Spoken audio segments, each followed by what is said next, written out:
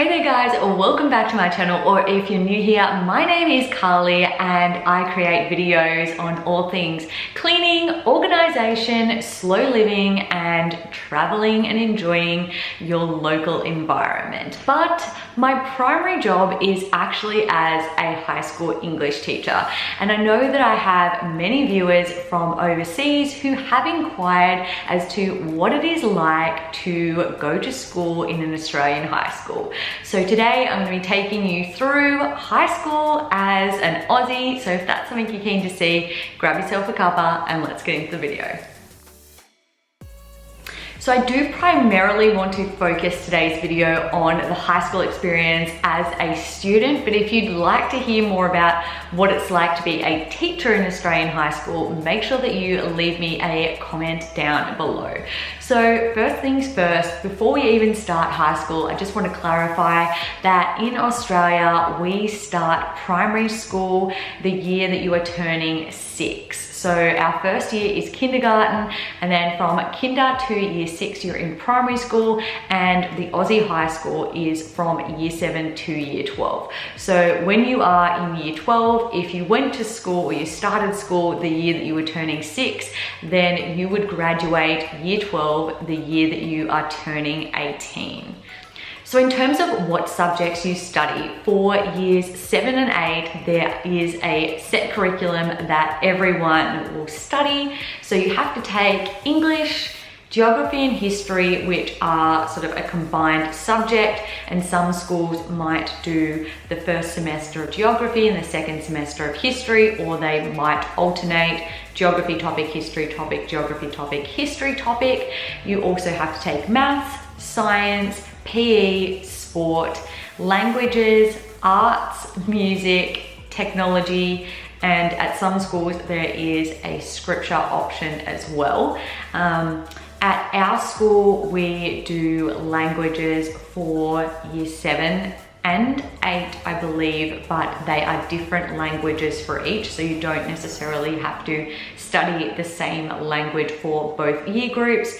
And for art and music, we alternate between having art one half of the year and music the other half. And for technology, there are different technology subjects that you would take and alternate between them throughout the entirety of the year. So things like textiles, food tech, IT, woodwork, and you would kind of get to experience a little bit of all of those. Then when you get to years 9 and 10, art, music, tech, languages are no longer sort of things that you mandatory have to study, and instead you get to choose 3 elective subjects. So the electives that you get to choose are dependent on the school and what they can offer and what sort of teacher expertise they have there. So for me personally, my electives, I chose art, drama, and commerce. Commerce I found actually quite boring. Drama itself would have been really good, but I had a little bit of a dodgy teacher, and art I did love. You still have to do PE and sport for years 9 and 10. However, once you get to year 11 and 12, it's a completely different ballgame, and you no longer have to choose sport as like a mandatory subject or PE as a mandatory subject. So a couple of different things happen during year 10. You do have minimum standards testing, which is something that everyone, at least in New South Wales, the state that I live in, has to do, and that's kind of a basic literacy and numeracy test, and you have to satisfy those minimum standards in order to be able to gain your HSC. However, at the end of year 10, you are eligible to leave school if you want to, but you're only officially allowed to sign out if you have an apprenticeship or a traineeship or some sort of full-time job. You can't just up and leave and just sort of chill around or work casually. They want to know that you are going to something substantial in order to be able to sign out and actually leave. For years 11 and 12, it's kind of an entirely different ballgame, and students get a lot more choice in what they study. So I can't speak for other states, just for New South Wales, the state that I live in, but you have to take 12 units, which generally subjects are 2 units each, which means you need to select 6 subjects, at least for year 11. In year 12, if you want to, you can drop one of those subjects and only have 5. So each of those subjects on offer will depend on sort of your school and what is available to you to select. However, you have to select English. It is the only mandatory subject. There are 3 kind of different levels or different courses of English that you can select. So you can select English Studies, English Standard, or English Advanced. If you want to, there's also the option to select English Extension 1 in year 11 and then also sign up for English Extension 2 in year 12 if you really like English and want to get those extra units of English in. That is an option for you. But at the moment, English is a mandatory.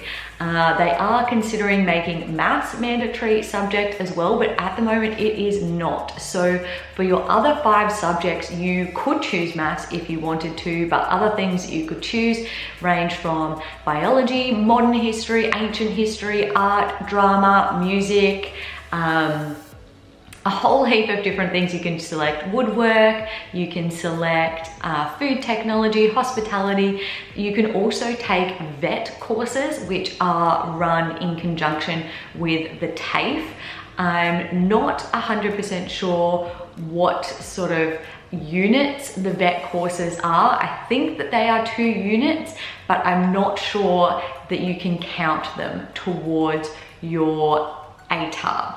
So speaking of ATAR, the whole kind of purpose or idea of year 11 and year 12 is at the very end, you are going to complete a major exam called the HSC.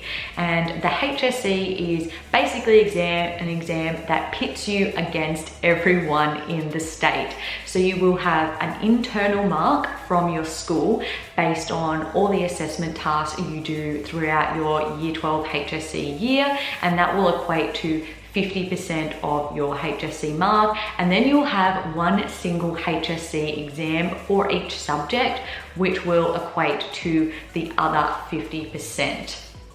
And at the end of that, you will receive a mark for each of your subjects, and those marks will, like through the magic of mathematics and a whole heap of different systems that I really don't understand, will give you an ATAR. And that ATAR is a number out of 100 that is essentially a rank of between you and everyone else in the state, and that ATAR is really only used if you want to go to university. So each university course will have an ATAR as its cutoff level. So if you get a number above that level and you apply for that course, there's a pretty good chance that you are going to get into that course. If you get a number below that level, it will really depend on how many people apply to that course, whether they're going to take you or not. So really, ATARs are only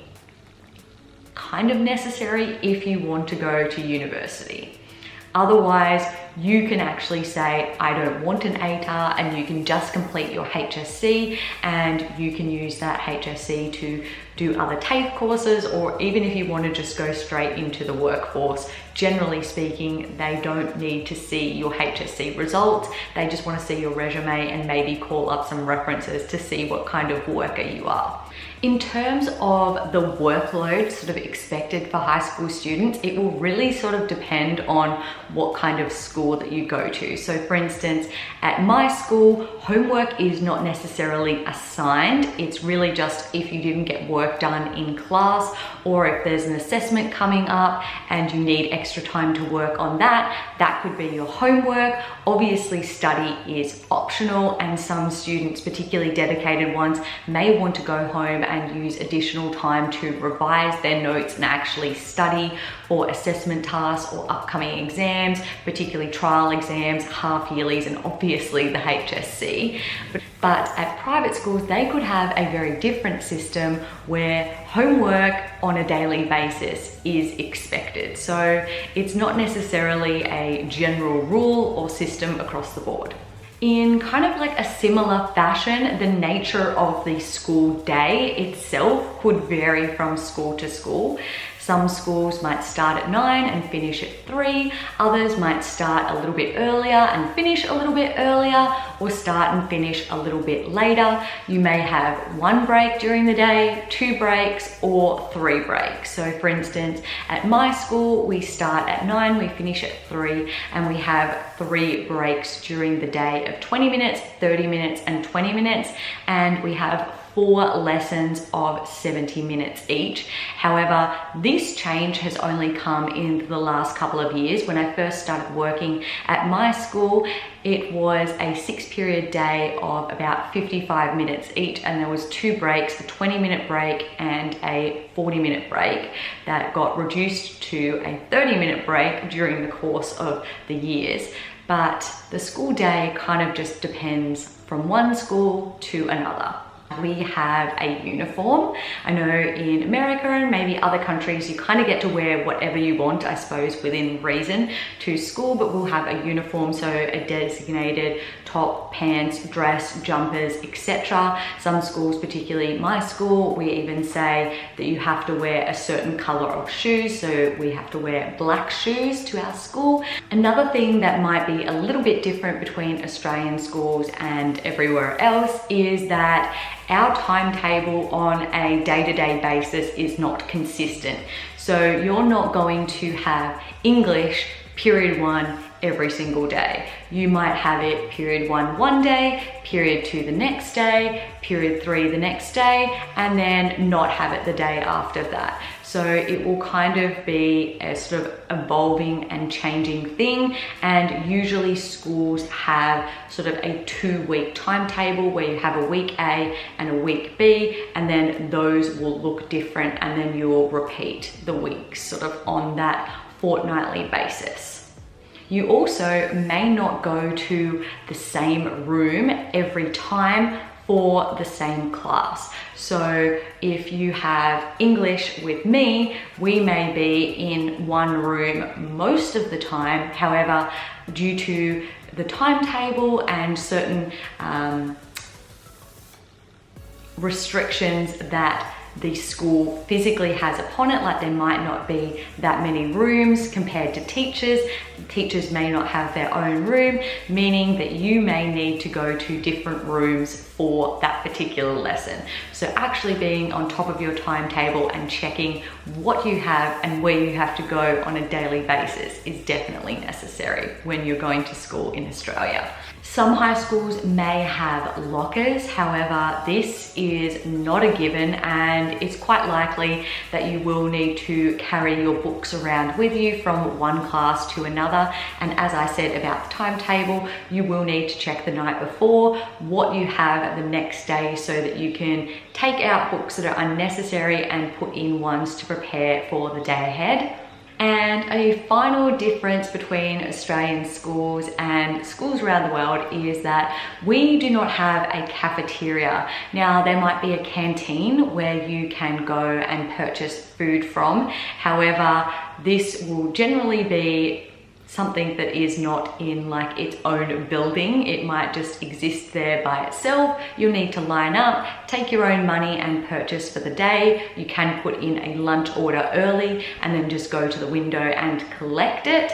However, there's sort of not that sort of building where you'll go in, have your tray and go by the lunch lady and collect your food and then go sit down with everyone else. We kind of just have people dotted all over the playground and are generally sitting in uncovered areas. So you need to make sure you think about that for when it is raining, because oftentimes the area that you generally sit in will be wet, will be out in the elements, and you'll need to maneuver yourself to a different location to sort of compensate for the weather.